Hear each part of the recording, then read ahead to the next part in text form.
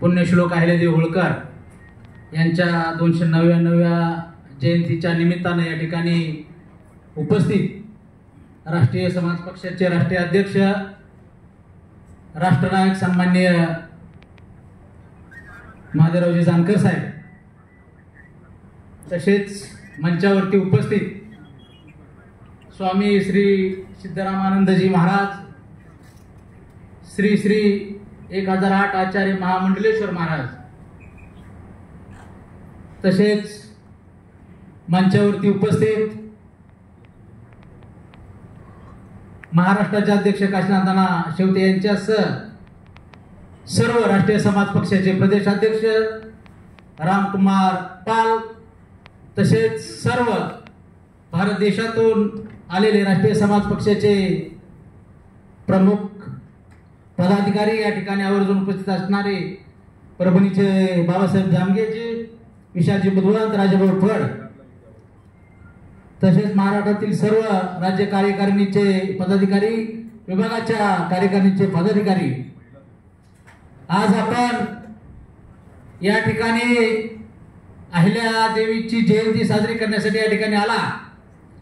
आताच काही दिवसापूर्वी लोकसभेच्या निवडणुका पार पडल्या आणि उद्या 1-2 दिवसांनी लोकसभेचा निकाल आहे आणि सर्व कार्यकर्ते परभणीला गुलाल उधळायच्या जाण्याच्या तयारीत आहेत।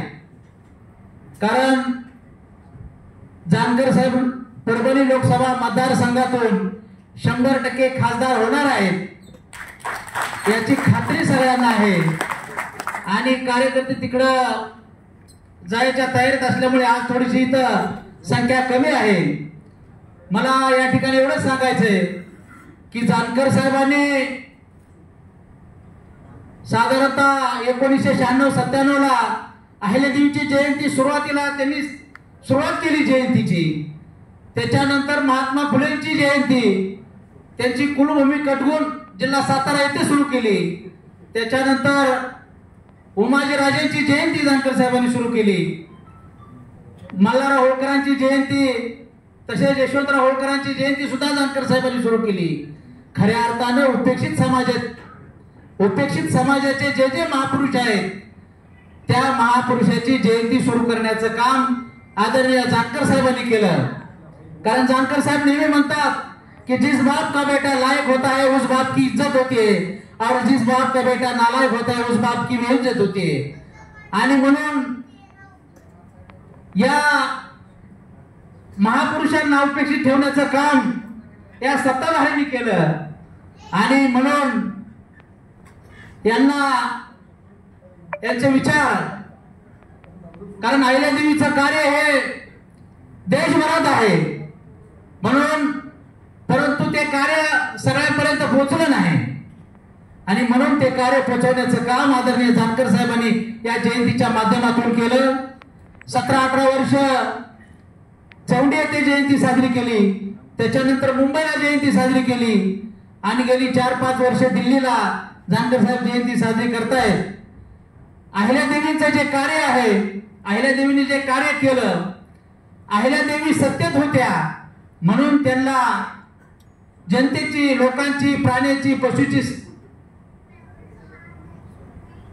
सेवा करता आली आणि म्हणून खऱ्या अर्थानं आम्हाला सुद्धा जर जनतेची सेवा करायची असेल तर या देशाची सत्ता आमच्या हातात पाहिजे आणि म्हणून या महापुरुषाच्या पासून प्रेरणा घेऊन जानकर साहेबांनी 2003 साली पुण्यश्लोक अहिल्यादेवी होळकर यांच्या जन्मगावी राष्ट्रीय समाज पक्षाची स्थापना केली आणि जे रोपटं अहिल्यादेवीच्या जन्मगावी लावलं, खऱ्या अर्थानं त्याचं मोठं वृक्षामध्ये रूपांतर करण्याच्या दृष्टिकोनातून राष्ट्रीय समाज पक्षाची वाटचाल आता सुरू आहे आणि म्हणून जानकर साहेब निश्चितपणे, जानकर साहेब म्हणतात कि जयंती तो बहाना है, दिल्ली हमारा आखरी निशाना है आणि म्हणून आम्हाला जयंती आपण अहिल्यादेवीची या ठिकाणी घेऊन आलो त्याचं कारणच आहे की आम्हाला या देशाची सत्ता,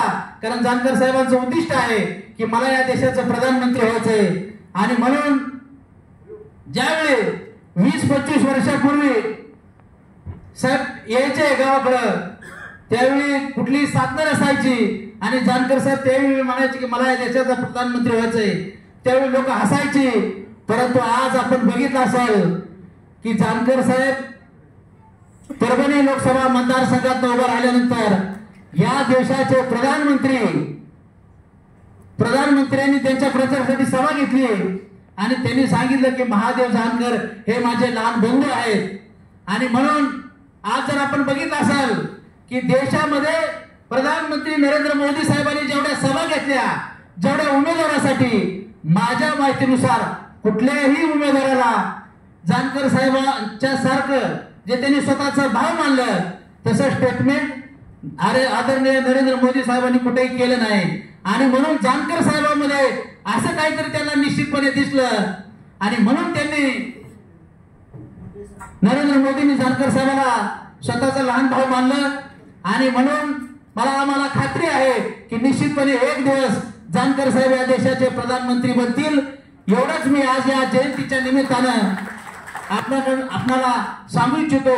आज आपण या ठिकाणी सर्वजण आला त्याबद्दल पुन्हा एकदा सर्वांचं मी महाराष्ट्राच्या कार्यकारिणीच्या वतीनं सर्वांचा आभार मानतो, अभिनंदन करतो. मी माझे 2 शब्द संपवतो. धन्यवाद.